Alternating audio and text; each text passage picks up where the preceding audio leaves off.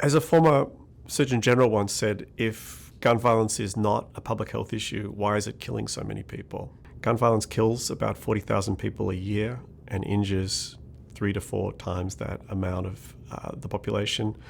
It's an issue that reverberates throughout a community when somebody dies or there's a mass shooting.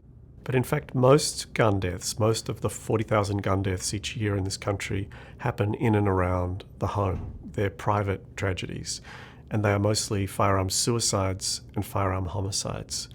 Since 2016, my group has been working on the question of what happens to a family's risks when a gun comes into the home, and thinking about the relationship between access to guns and risks, primarily of suicide, homicide, and accidents.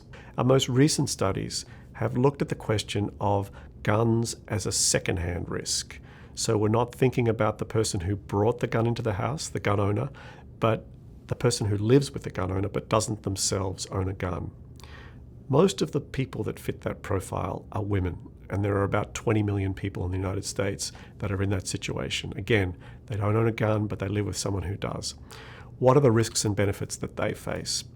What we found was that their risks of suicide jump by about 50%.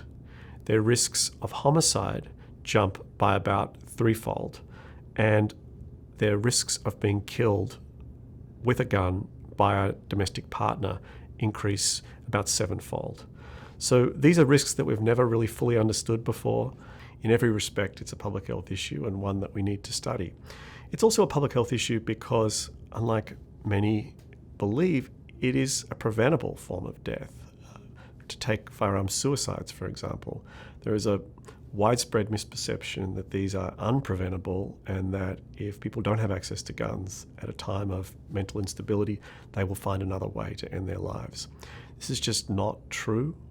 Most people who attempt suicide and survive do not go on to die by suicide. What matters at the time of a crisis event like that is what means are available and how lethal those means are.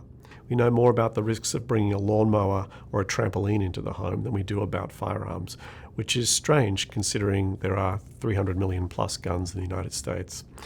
However, we do hope that our research impacts policymakers and courts as they consider these difficult questions of gun safety and gun rights.